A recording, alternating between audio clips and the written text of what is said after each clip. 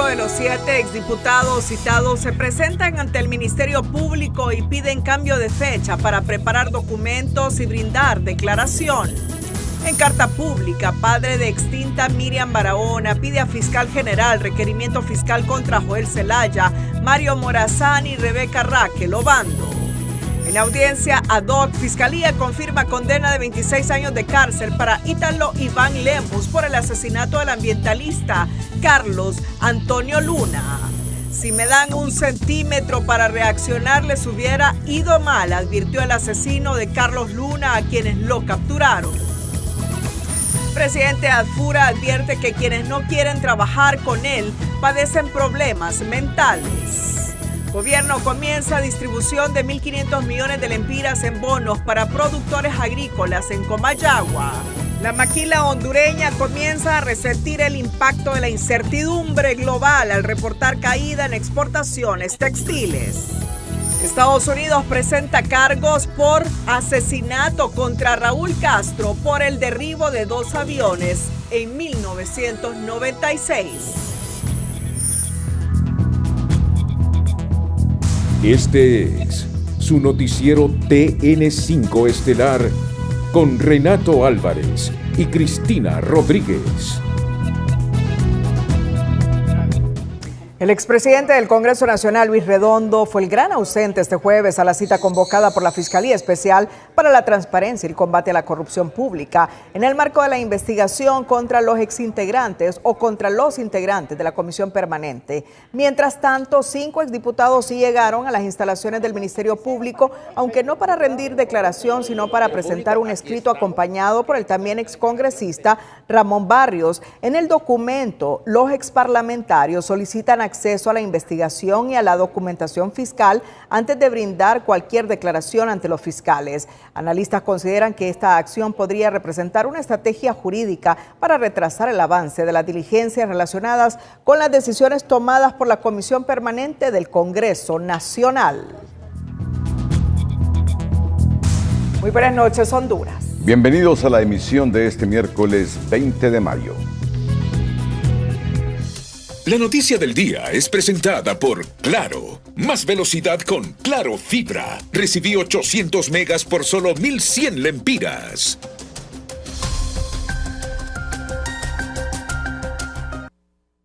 Aunque varios exdiputados de Libre acudieron al Ministerio Público, las investigaciones sobre las actuaciones de la Comisión Permanente del Congreso Nacional que presidió Luis Redondo siguen abiertas.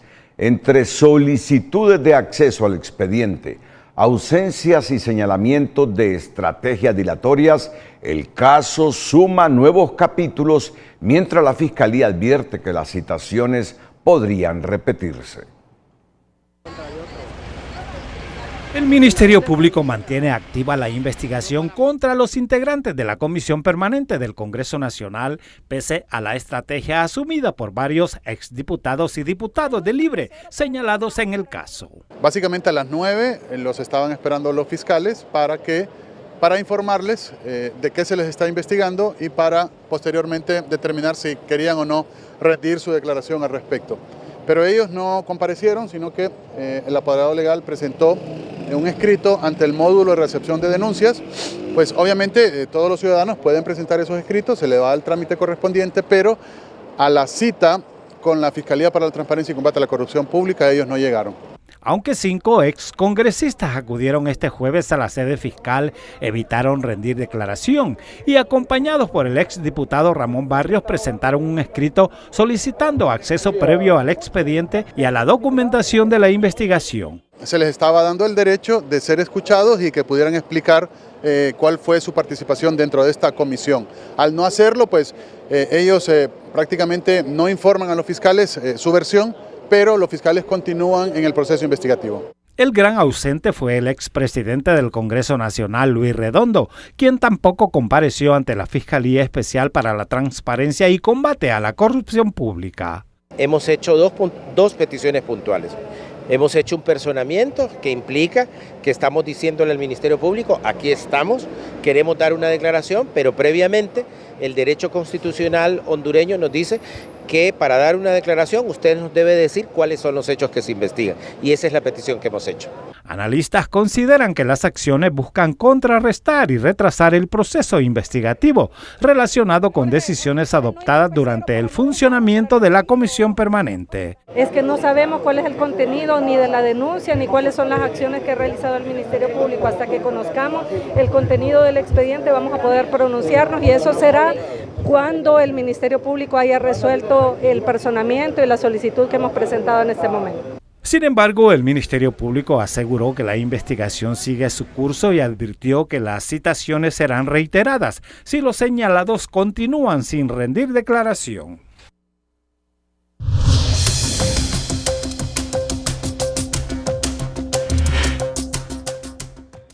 La bancada de Libre protestó este miércoles en el interior del hemiciclo legislativo con pancartas y consignas, esta vez para denunciar lo que considera una persecución política impulsada por el actual gobierno contra los miembros de la Comisión Permanente del Congreso anterior. Hoy el Ministerio Público no está atacando la corrupción, no está atacando por malversación, está atacando y persiguiendo por decisiones estrictamente políticas, y obviamente sus actuaciones son estrictamente políticas también. La versión de la bancada de oposición es que el Congreso Nacional y el Poder Ejecutivo estarían instrumentalizando al Ministerio Público y al Poder Judicial con la intención de debilitar al Partido Libertad y Refundación y desplazar del Legislativo a 6 diputados propietarios con amplia incidencia en la agenda nacional, según afirman. La inmunidad parlamentaria vuelve al centro del debate político en Honduras, esta vez en medio de las investigaciones contra exintegrantes de la Comisión Permanente del Congreso Nacional. La discusión gira en torno a si esta figura podría proteger a los diputados involucrados en caso de que el Ministerio Público avance con requerimientos fiscales. Sin embargo, expertos recuerdan que la inmunidad fue reformada para amparar únicamente las opiniones, los votos y las actuaciones legislativas y no posibles delitos cometidos durante el ejercicio de sus funciones. La inmunidad parlamentaria vuelve a ponerse de moda en el país. En esta oportunidad la discusión pasa por deslindar si los 13 diputados del Libre que fueron parte de la Comisión Permanente del Congreso Nacional anterior los protegerá esta sombría si el Ministerio Público decide escalar y llegar a un requerimiento fiscal. No se puede presumir que el Congreso legisle para que ellos mismos sean beneficiados con impunidad. No. La figura de la inmunidad parlamentaria se reformó a tiempo y se dejó claro que protege al diputado por sus opiniones, mociones, decretos y manifestaciones, pero no por delitos que cometan con la camisa de legislativo. Lo que se refiere es una herramienta para proteger a los diputados y las diputadas al momento de emitir su voto, generar una opinión, firmar un dictamen que esté revestido dentro de las atribuciones y facultades que la Constitución y la ley orgánica les da. Para el diputado nacionalista Antonio Rivera Calleja, los miembros de esa comisión permanente, más allá de estar encabezada por un presidente ilegal, a mediados del 2025 se quedó sin ningún respaldo jurídico, pues la mayoría de congresistas extendió el periodo legislativo y todas sus actuaciones se volvieron espurias e inconstitucionales, afirma. Pero después no les abarca la inmunidad parlamentaria porque no estaban ellos sesionando legalmente. ¿Por la extensión? Por la extensión que hicimos la mayoría de los diputados. Es más, la extensión fue ahí, en la Plaza de la Merced.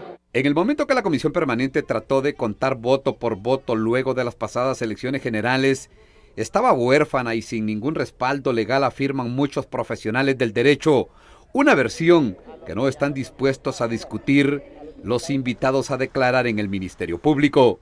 Nosotros no vamos a discutir aspectos de carácter legal porque no sabemos sobre qué nos está acusando, a menos que Toño Rivera haya hecho la acusación junto con Tomás Zambrano, que es lo más probable. Para saber si la inmunidad cobijaba o no a los 13 diputados de Libre, habrá que esperar con paciencia las futuras acciones de los fiscales que podrían quedarse con la declaración de los señalados o ir más al fondo y llevar sus casos frente a un juez. La versión más frecuente en este caso es que la inmunidad parlamentaria es sencilla y llanamente para legislar y no para delinquir. Ulises Aguirre, Telenoticias. La aprobación del decreto transitorio para mantener la operatividad del Consejo Nacional Electoral durante 12 meses con 2 consejeros propietarios y un suplente y sin los 35 votos de Libre profundizó el choque político en el Congreso Nacional. Mientras unos sostienen que las amenazas de retiro de la bancada de Libertad y Refundación no tendrán efecto, otros advierten que existe una intención de excluir a Libre de los órganos electorales. Y si ustedes se retiran, es una decisión de ustedes. Nadie les va a suplicar para que integren comisiones. Pudo decir más alto pero no más claro. Si los diputados de la bancada de Libre se van y no regresan, el titular del legislativo les deja claro que ni él ni sus compañeros los extrañarán. Todo surgió en la penúltima sesión donde los congresistas de Libertad y Refundación amenazaron con retirarse y no integrar las comisiones, una acción que no pasó de la advertencia. Pero es la manera como los diputados creen que hacen incidencia, pero finalmente son puestos en orden, ¿verdad? Yo sí creo que eso es fundamental. Más allá de la rabieta, finalmente se impone una realidad y es que no tienen mayoría parlamentaria. El decreto transitorio faculta la operatividad del Consejo Nacional Electoral con 2 propietarios y un suplente durante 2 meses, mismo que fue aprobado por los legisladores sin necesidad de los 35 votos de Libre, una decisión respaldada por la exrectora Castellanos, quien considera que el Congreso Nacional debe frenar toda pretensión de caos y que las actuaciones de Libre como tercera fuerza política no tendrán efecto porque perdieron peso político. Las amenazas que ha hecho de retirarse de las comisiones, de no asistir a las votaciones y de hacer del Congreso un escenario de caos, no creo que tenga el efecto que tuvo en años anteriores. Libre ha perdido peso político, pero además sus seguidores también están desencantados de lo que fue su gestión. Mientras tanto, el exdiputado Obed López cataloga la medida como una trampa para evitar la elección de las autoridades del Consejo Nacional Electoral y del Tribunal de Justicia Electoral. Además, considera que es evidente la intención de apartar del camino a Libertad y Refundación. El Congreso sectario, dictatorial, sin diálogo con la fuerza opositora que es el Partido Libre, y ahora con ese decreto transitorio que puede ser una trampa, pues, si tanto le surge que ya esté el pleno del Congreso Nacional, ¿por qué no vamos a la elección? Lo que quieren es quitar al Partido Libre, el partido de oposición, del camino. Asimismo, confirma que continuarán como el principal partido de oposición y que defenderán sus posturas dentro del marco democrático. Además, advirtió que se mantienen vigilantes ante cualquier decisión que afecte la voluntad popular. Lo que comenzó como un incidente en la frontera ahora escala a terreno político y mediático. El caso de los paquetes escolares y el ingreso denegado a una comitiva salvadoreña ya no solo tensiona la relación entre Honduras y El Salvador, sino que abre preguntas sobre diplomacia, cálculo político y el abandono histórico de las comunidades fronterizas. Mientras el debate arde en los medios en la frontera, la necesidad sigue esperando respuestas. Lo que comenzó como un incidente fronterizo ahora se convirtió en combustible mediático, al menos en El Salvador, donde a más de 24 horas de suscitados los hechos, el tema sigue ocupando la primera plana en los medios tradicionales. Incluso diarios históricos como La Prensa Gráfica dedicaron amplios análisis a la fría y distante relación entre ambos mandatarios, aunque esta analista salvadoreña sospecha que detrás del escándalo podría existir una jugada política del presidente Nayib Bukele. Habría que revisar el contexto si de verdad responde a una ingenuidad o hay una estrategia comunicacional para como dejar de lado una situación de señalamiento con el tema de derechos humanos al Estado salvadoreño. Llama la atención que es un periodo o en un contexto en el cual el Estado salvadoreño ha recibido alrededor de 7 informes internacionales que lo colocan como violadores a derechos humanos, con una baja estrepitosa en los índices de democracia, libertad de expresión e institucionalidad. No es coincidencia que la polémica por los textos escolares explotara casi al mismo día en que se cumplía un año de la detención arbitraria de Ruth López, reconocida defensora de derechos humanos y líder anticorrupción de la plataforma Cristosal, insistió Ríos. Resulta evidente para este analista que Bukele habría intentado desviar la atención de ese hecho mediante la escalada de un conflicto innecesario con Honduras, involucrando a una de sus funcionarias más cercanas, como es la joven secretaria de Educación, para maximizar el impacto y fortalecer su imagen.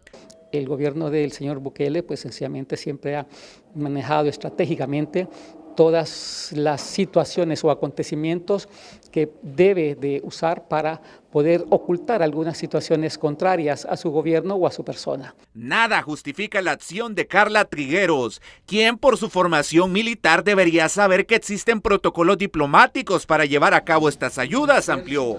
Pero más allá de si fue o no un movimiento planificado, nada borra la buena voluntad del vecino, que no es la primera vez que se proyecta con los hondureños que viven en la línea fronteriza ante el abandono estatal que enfrentan, destaca el director de Macrodato. En Honduras seguimos con muchas deficiencias, especialmente en esa zona del país, que definitivamente muchos de los hondureños y algunos compatriotas que ven precisamente en El Salvador las soluciones a los problemas que lamentablemente durante los últimos 25 o 30 años no se les ha podido dar. Y mientras la polémica escala en el terreno político y mediático, en la frontera queda una realidad imposible de ocultar. Comunidades históricamente olvidadas que sobreviven más por la solidaridad entre pueblos que por la presencia efectiva de sus propios estados, al menos en el caso de Honduras. Solo les voy a mostrar la portada de la prensa gráfica de El Salvador, en este momento. La prensa gráfica de El Salvador. La prensa gráfica de El Salvador. Sigamos con más titulares de la prensa gráfica que ha primado este incidente fronterizo. Este incidente fronterizo que sí se ha informado en Honduras, pero no ha tenido mayor repercusión. Hoy he hablado con muchos analistas salvadoreños y me dicen, mira, puede ser que este asunto de la joven de Cristosal, que ha sido uno de los puntitos más débiles en El Salvador en la administración de Bukele, en el primer aniversario, haya influido para distraer un poco la opinión pública de El Salvador con ese incidente que pasó en la frontera. Un incidente del que hemos informado nosotros responsablemente, y en el que aparece la ministra de Educación, que es militar, vestida de militar, entra para regalar textos a los hondureños y luego se produce la reacción de la Cancillería nuestra. Ahora, nos debe quedar como lección esos territorios que los recuperamos por una sentencia de la Corte Internacional de Justicia. Honduras no ha trabajado en función de promover el mejoramiento del nivel de vida de la gente en esa zona fronteriza con El Salvador. Eso hay que reconocerlo. Mucha de esta gente utiliza el sistema educativo de El Salvador y el sistema sanitario de El Salvador para mejorar sus condiciones de vida. Honduras está obligada, después de la sentencia de La Haya, a invertir en esas zonas donde hay miles de hondureños que quieren ver la presencia del país generando mejores condiciones de vida. Eso debemos tenerlo claro. Pero la prensa salvadoreña, después del incidente, ha primado esa noticia. Los medios hondureños hemos informado, pero tampoco con la preponderancia con que lo han hecho ellos. Y ahora yo tengo una arista, que posiblemente por los problemas que pasó desde hace un año con una dirigente de derechos humanos de Cristosal, Bukele haya tratado de distraer en el primer aniversario este incidente que en ningún momento nos pone a pelear con El Salvador. Simplemente decimos, Honduras está obligada a invertir en esas zonas que por sentencia de la Corte Internacional de Justicia de La Haya nos pertenecen. ¿De qué nos sirvió esa sentencia si no tratamos de ayudar a nuestra gente viviendo en la zona? Continuemos. El Ministerio Público confirmó la condena de 26 años de cárcel para el ciudadano Ítalo Iván Lemus por el asesinato del líder ambientalista Carlos Antonio Luna López. Crimen ocurrido el 18 de mayo de 1998 cuando salía de una sesión de Corporación Municipal en Catacama, departamento de Olancho. La condena fue notificada en una audiencia ad hoc y de acuerdo con el fallo, el condenado deberá cumplir 18 años de prisión por el delito de asesinato y 8 años con 8 meses por homicidio en grado de tentativa en perjuicio de Silvia Esperanza González Duarte. El caso, que marcó la lucha ambientalista en Honduras, vuelve a tomar relevancia judicial tras más de 2 décadas del crimen ocurrido. 28 años después de las balas que callaron al ambientalista Carlos Luna, la justicia volvió a seguir el rastro de uno de los señalados por el crimen. Entre montañas, silencio y una operación encubierta, Honduras revive uno de los casos más emblemáticos de su historia reciente que hoy publica tunota.com. Hay crímenes que el tiempo no borra y hombres que creen poder escapar para siempre de la justicia. 28 años después de que las balas silenciaran al ambientalista Carlos Luna en Catacama, Olancho, la historia volvió a respirar entre montañas, caminos polvorientos y una operación silenciosa que parecía extraída de una novela policial. Para entender esta captura hay que regresar a 1998. Carlos Antonio Luna López no era un hombre cualquiera, ingeniero agrónomo, regidor municipal y defensor de los bosques olanchanos. Había decidido enfrentar intereses poderosos, denunciaba la tala ilegal, los permisos madereros bajo sospecha y, según el expediente del caso, ya había advertido sobre amenazas contra su vida. Pero el 18 de mayo de 1998, al salir de una reunión municipal en Catacama, los disparos le cerraron el camino. El ataque no solo acabó con su vida, también convirtió su nombre en uno de los símbolos más dolorosos de la violencia contra quienes defienden el medio ambiente en Honduras.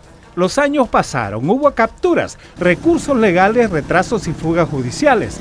El caso viajó hasta el sistema interamericano y la Corte Interamericana terminó declarando responsable al Estado hondureño por no haber protegido a Luna ni investigado adecuadamente el crimen. El país pidió perdón, pero la justicia seguía incompleta. Y entonces, casi 3 décadas después, el cerco volvió a cerrarse. Según tunota.com, los agentes no llegaron en patrullas ni anunciaron operativos espectaculares. Se camuflaron, fingieron ser pescadores, hombres interesados en recorrer la zona y observar la vida rural de Catacamas. Durante días midieron movimientos, estudiaron rutinas y esperaron el momento preciso. No podía haber errores. Frente a ellos estaba Ítalo Iván Lemus Santos, considerado uno de los principales autores materiales del crimen y prófugo durante casi 28 años. La operación maduró en silencio y cuando los investigadores confirmaron su ubicación, la fachada terminó y comenzó la captura. El 19 de mayo de 2026, los agentes de la ATIC y la Policía Nacional le pusieron fin a una de las búsquedas más largas y simbólicas de la historia criminal reciente del país. Lo que vino después también impactó, según los investigadores. El detenido admitió haber sospechado de aquellos supuestos turistas y pescadores. Si me daban 1 centímetro para reaccionar, les hubiera ido mal, relata tunota.com, reflejando, según los agentes, la frialdad de quien pasó más de 2 décadas evadiendo la justicia.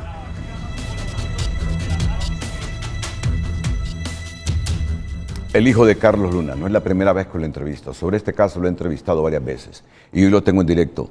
César Luna, Ítalo Luna Lemus ha sido condenado. ¿Cuál es la reacción de la familia? Adelante, César. Sí, muchas gracias por la participación. Rescatar en primer lugar, o sea, ordenar estas cosas. Aquí hay un caso de impunidad extrema y no puede quedar en el olvido.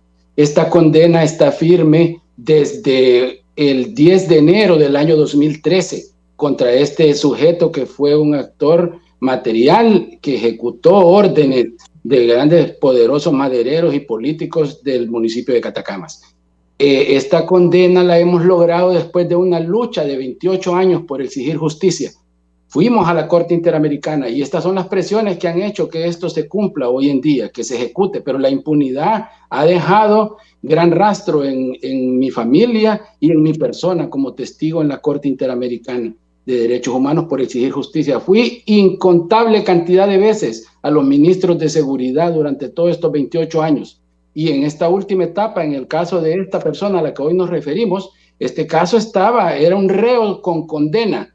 Era un reo condenado con una sentencia firme de la Corte Suprema de Justicia, o sea, en la tercera instancia, confirmada por la Corte Suprema de Justicia desde el 10 de enero del año 2013, y seguí impune. Ahí está documentado en el mecanismo de protección a defensores de derechos humanos toda la persecución de que yo fui objeto por exigir que se cumpliera la ejecución de esta orden de captura y que este individuo cumpliera su condena, para que tuviéramos una esperanza más de llegar a los verdaderos asesinos, a los que le pagaron, porque esta es una oportunidad para que el Estado se reivindique con todo el daño que nos han hecho a nosotros, para poder que esta persona diga quiénes son los demás que le pagaron. Y aprovecho esta oportunidad para hacer un llamado a las autoridades, para que protejan la vida de este individuo, porque al otro lo mataron dentro de la cárcel, en las celdas de máxima seguridad en junio del año 2006. Lo mataron y ya estaba condenado, y lo mataron para silenciarlo, justamente 10 días después de que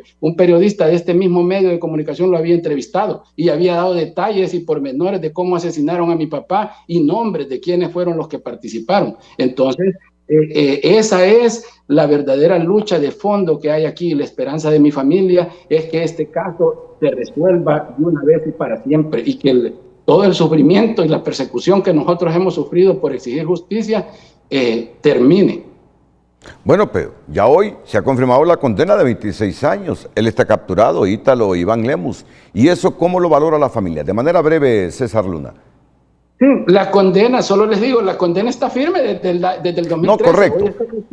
Hoy está capturado y debe cumplir, debe cuidarlo el Estado de Honduras, debe proteger su vida, y las autoridades, en este caso el Ministerio Público, debe seguir la investigación, porque hay otras órdenes de captura pendientes de ejecutar de otras personas mencionadas y que no han sido capturadas. Y él es un testigo clave. Él no es un sospechoso ni nada, él es un condenado ante los ojos de la justicia. ¿Tú crees que hay otra gente por arriba del señor Ítalo Lemus?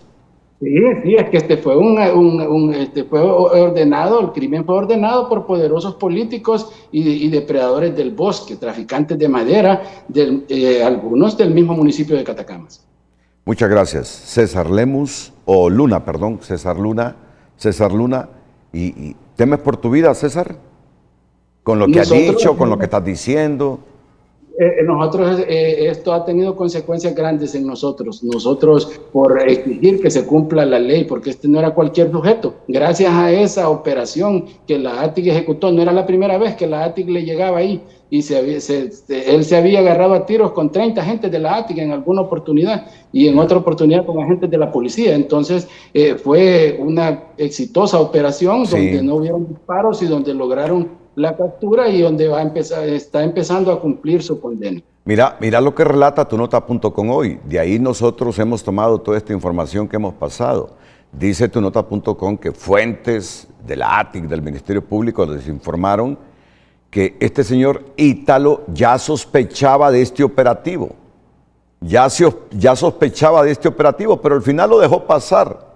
Pero que en el momento que lo capturaron dijo, si hubiese estado convencido, les hubiese ido mal, y que habían muchos miembros de las agencias de seguridad del Estado. Solo para que vea la frialdad de qué personas se tratan. O sea, él no actúa solo, él tiene otras conexiones y todo. Él es una persona fría, pues. O sea, nosotros no tenemos ni la más mínima duda. Está plenamente comprobado que él fue la persona que le disparó a mi papá. Y por eso se logró, después de esta larga lucha, una condena, y hoy pues que se empieza a ejecutar esa condena. Porque la misma Corte Interamericana había ordenado que el Estado ejecutara esta orden de captura porque estaba pendiente y estaba documentado todo. Entonces, y sí, la nota de tunota.com hace como más de una hora que la había podido leer. Como usted decía también, hoy las plataformas digitales nos permiten estar en un océano de información.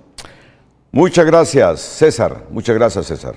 César Luna, hijo del extinto Carlos Luna, un líder ecológico, histórico y de la posteridad de Honduras. Más adelante le informaremos. Sala Constitucional alista fallo clave en caso del general Romeo Vázquez.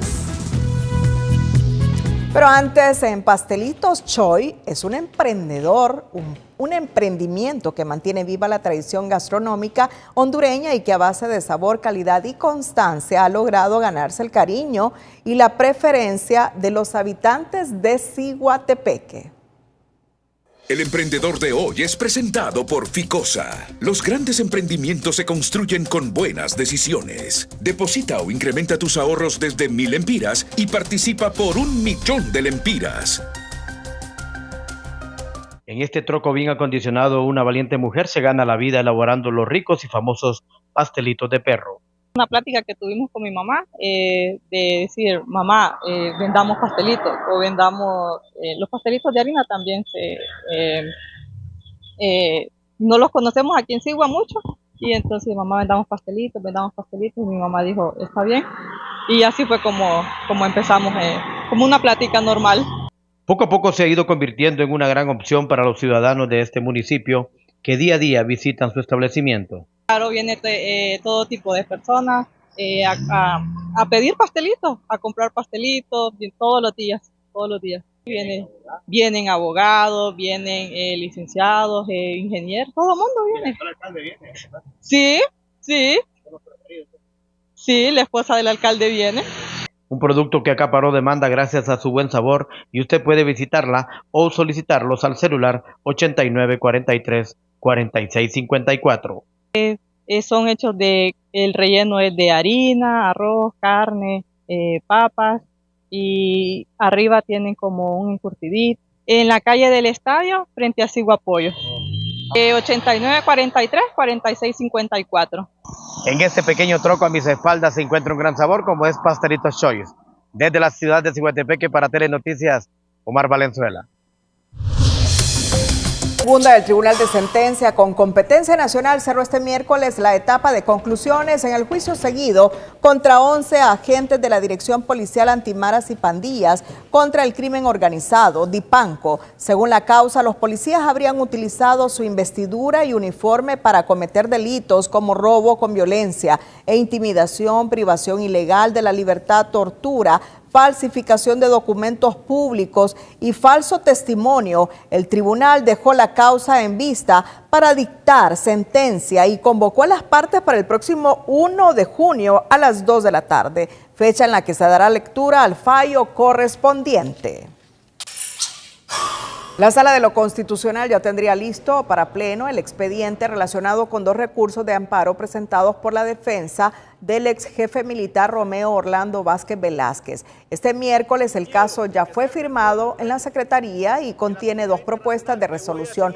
Una que mantiene vigente la orden de captura internacional y otra que contempla la suspensión del acto reclamado y el retorno al arresto domiciliario. La decisión deberá ser tomada por los 5 magistrados de la Sala Constitucional, posiblemente la próxima semana. El recurso surge luego que una Corte de Apelaciones revocara el arresto domiciliario contra Vázquez, mientras los otros 2 generales procesados ya regresaron a esa medida cautelar. Romeo Vázquez sigue en la clandestinidad y a la espera de la resolución judicial. En otra temática, el gobierno de Honduras inició la distribución de 1.500 millones de lempiras en bonos mediante el programa de incentivo a la producción agrícola. El beneficio llegará de forma progresiva a las localidades más golpeadas por la sequía. Además, se brindará asesoría técnica al sector ganadero. Sin embargo, los productores insisten en que el gobierno debe redoblar esfuerzos y aprobar el decreto de reactivación y rescate agroalimentario. Para garantizar la seguridad alimentaria de los pequeños productores, el gobierno inició la distribución de insumos como fertilizantes, kits fitosanitarios y semillas mejoradas de maíz o frijol a través del programa de incentivo agrícola. Y como me han contado los días, me han contado las costillas por los días, llevamos 113 días de gobierno, pero ya tenemos ICA, comprometidos 1.500 millones para el tema de bono, de todo tipo de bono agrícola, de incentivo a la producción agrícola. Asimismo, el titular de la SAG anunció el lanzamiento del programa de asistencia técnica ganadera, que consiste en la entrega de insumos de alimentación para el mantenimiento y subsistencia del hato ganadero.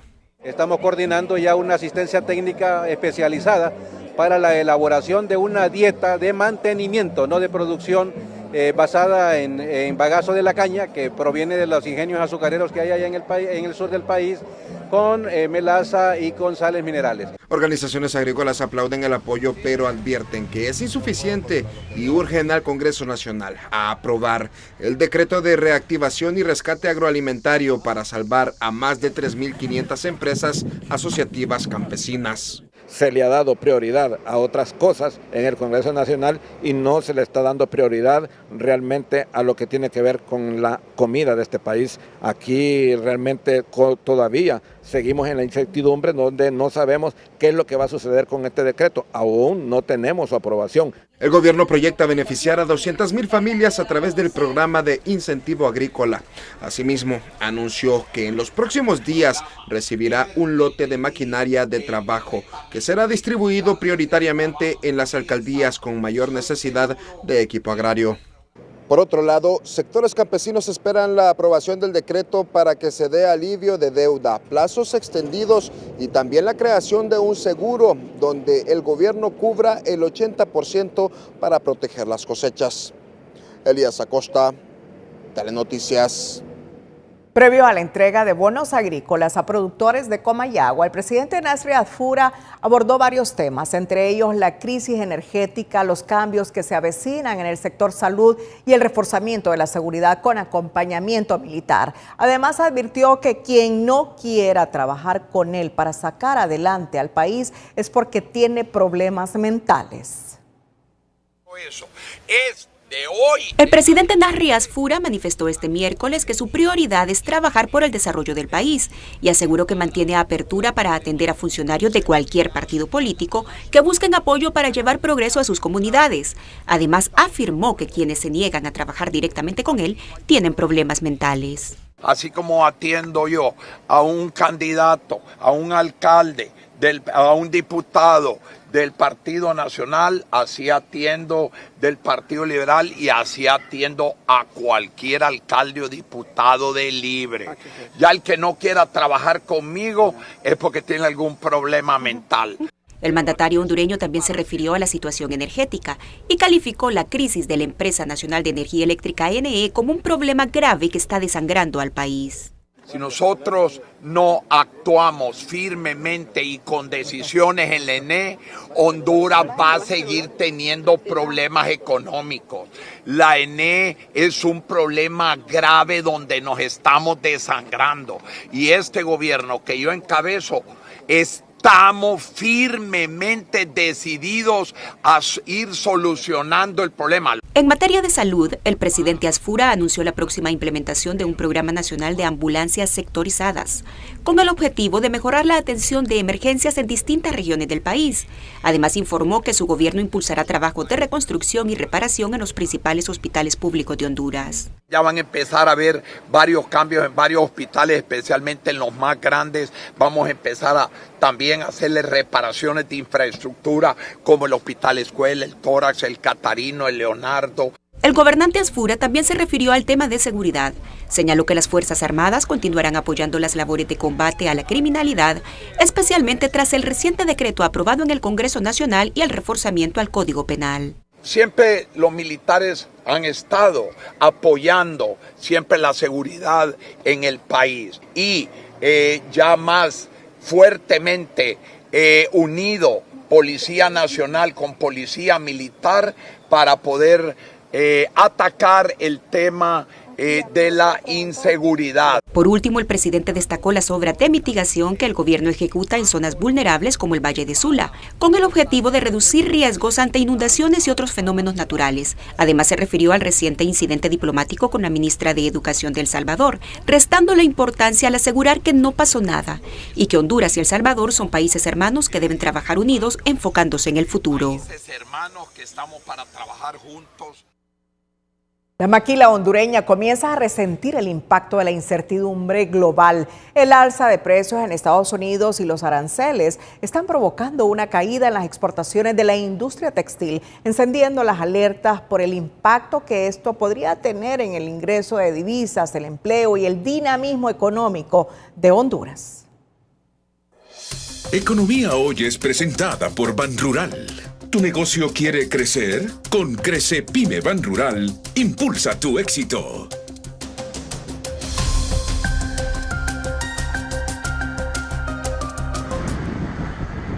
Las tensiones geopolíticas y comerciales ya le pasan factura al sector exportador hondureño, golpeando con más fuerza a la maquila, que cayó 5.5% en el primer trimestre. Una situación que amenaza empleos, reduce el ingreso de divisas y la actividad económica que gira alrededor de ese sector. Sí preocupa esa caída significativa del 5%, porque la maquila es importante para la economía del país. Genera una cantidad considerable de empleos, los servicios que le paga a otras instituciones y al mismo gobierno, las divisas que generan. Entonces, yo diría que no hay que descuidarla, es importante. Estados Unidos mantiene un 10% de arancel para el 38% de los productos hondureños y un 25% para las partes de vehículos. Ante este escenario, economistas señalan que aunque el gobierno no puede intervenir en conflictos internacionales, sí debe acelerar las negociaciones comerciales con Estados Unidos. No se ha podido concretar ese acuerdo bilateral con Estados Unidos para la eliminación de los aranceles que pues desde el año pasado se han impuesto a productos hondureños, y eso obviamente tiene un impacto directo en los volúmenes exportables de nuestro país en concepto de maquila. Además, consideran que Honduras debe diversificar la industria para no depender únicamente de los textiles, apostándole a sectores de mayor valor agregado como dispositivos médicos, tecnología y arneses para vehículos, que siguen creciendo a pesar de los aranceles. Y hacia eso deberíamos de apuntar nosotros, pero ¿qué? Tenemos que hacer unos cambios también estructurales. ¿A qué nos referimos con esto? Uno, no solo obtener la infraestructura, sino el conocimiento técnico de que deberíamos estar nosotros desarrollando en este momento. ¿A qué nos referimos?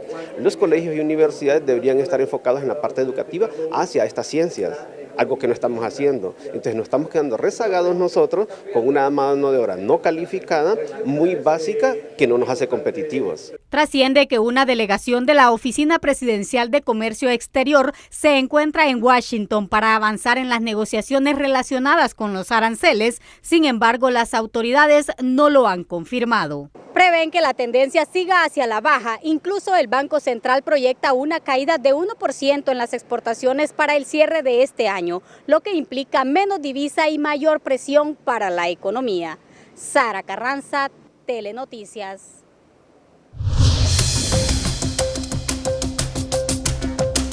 Durante la 56 conferencia de Washington sobre las Américas, el embajador de Honduras en Estados Unidos, Roberto Flores Bermúdez, junto al comisionado presidencial de la Oficina Presidencial de Comercio Exterior, Melvin Redondo, lideraron una reunión de alto nivel con altos ejecutivos de corporaciones globales como Walmart, Chiquita y Chevron. El encuentro en la sede diplomática tuvo como eje central consolidar a Honduras como un destino estratégico para la inversión extranjera directa, discutiendo proyectos clave de desarrollo y alianzas comerciales que buscan dinamizar la economía nacional mediante la generación de empleo y el fortalecimiento del sector privado. El alza de los combustibles, los costos, la inestabilidad del servicio eléctrico, así como la reducida capacidad de compra de los hondureños, son factores que golpean a muchas micro, pequeñas y medianas empresas, limitando cada vez más sus expectativas de crecimiento. La baja demanda de productos y servicios de una mayoría de micros, pequeñas y medianas empresas está desafiando sus expectativas de crecimiento. Representantes de este sector indican que muchos hondureños priorizan en compras a sus necesidades básicas, debido a que se ha reducido su capacidad de compra. Ahora pagan más en combustible, energía, transporte, y eso, dicen, les está pasando factura a muchas MIPYMES. Tremendísimo. Hace 6 años más o menos ha bajado arriba de un 70% la capacidad de compra del hondureño. Sencillo, no hay trabajo, no hay circulante en los bolsillos, haga las promociones, las ofertas que usted tenga, no las pueden adquirir. Entonces eso es grave, es mal consejero, porque llega el momento que la gente está comiendo 2 o 1 tiempo diario. Reiteran que es urgente que se canalicen recursos financieros para fortalecer este sector, ya que de lo contrario más MIPYMES podrían desaparecer. Por lo tanto, se nos ha complicado un poco más, son factores que se han sumado y están debilitando aún más nuestra economía y está afectando la capacidad de compra del consumidor, por lo tanto, la actividad económica es menor, pero nuestros costos son mayores, por lo tanto, estamos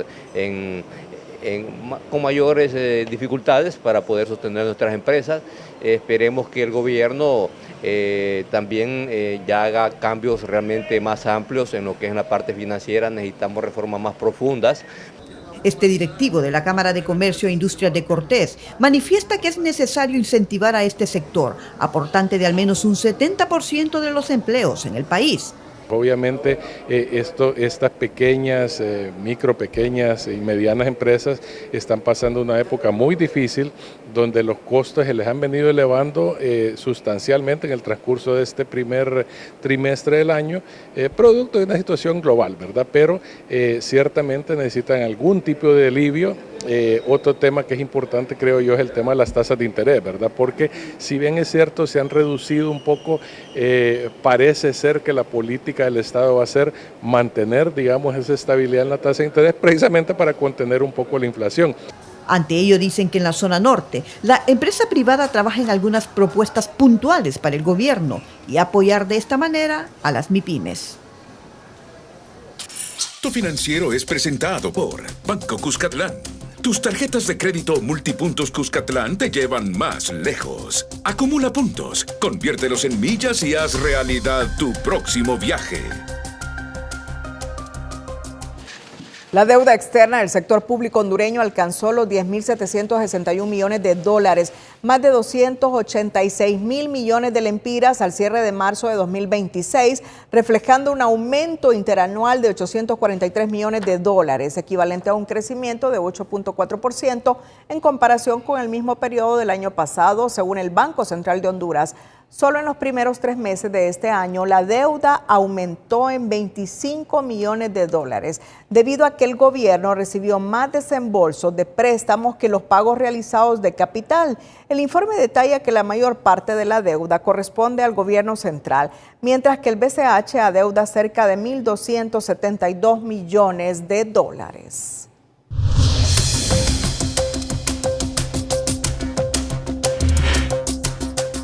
La producción de miel ha crecido en un 300% en la última década, generando empleo y desarrollo en varias regiones del país. Destacaron representantes del rubro durante el lanzamiento del Congreso Centroamericano y del Caribe del sector apícola, que se realizará en julio próximo. Un 90% del consumo per cápita nacional es producido por nuestros productores. Las importaciones se han reducido y esto es lo que nos lleva a tener una apicultura más accesible. El año anterior tuvimos un reconocimiento como país de ser el país de mayor crecimiento productivo. Eso nos dio la facultad de tener este congreso que estamos anunciando hoy.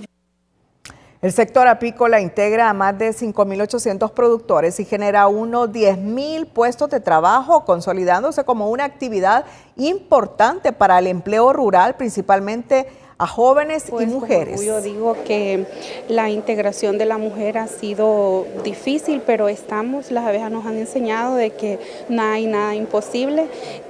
Nosotros como mujeres podemos integrarnos en el campo, no solo en la oficina ni en nuestros hogares, sino que también en el campo a producir lo que es la miel y diversificar la cadena de valor en la apicultura, que esto nos genera ingresos extra para nuestros hogares.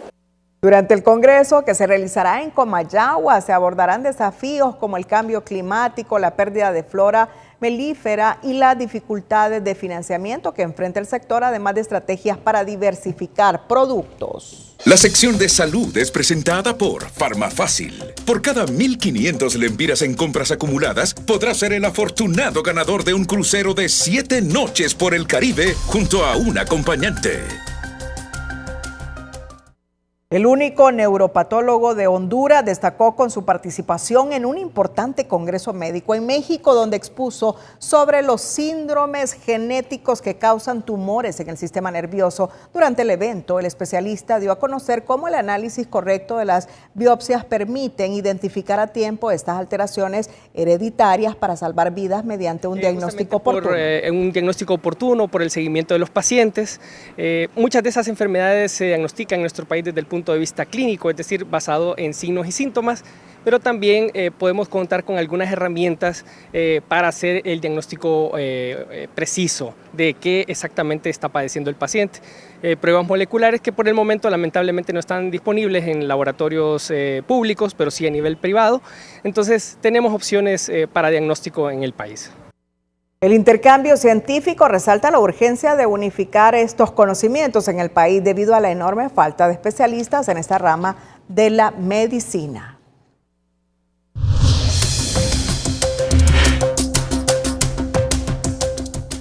Hola, ¿qué tal? Ha transcurrido otra jornada cálida y con retraso en las lluvias en el territorio hondureño y en el resto de la región. Mientras Europa enfrenta este domo de calor, ahora es el continente europeo el que va a sentir las caricias de esas temperaturas y esos termómetros que se van hacia arriba.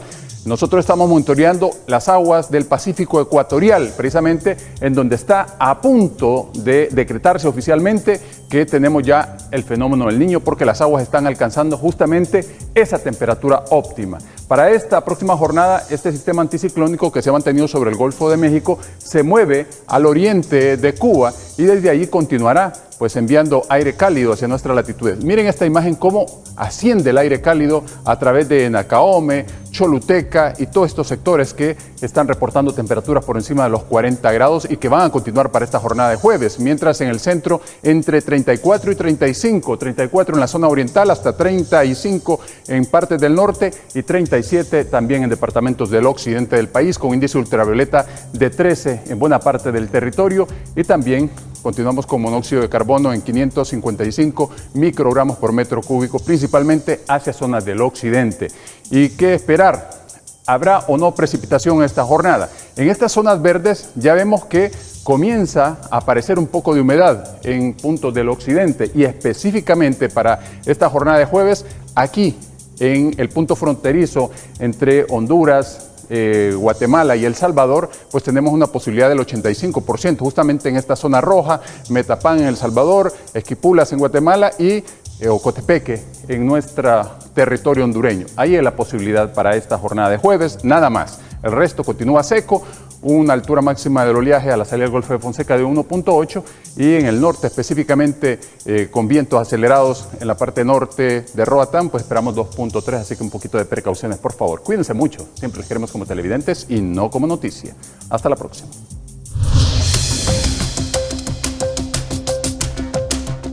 Cerramos la emisión estelar con las 5 de TN5. Feliz noche.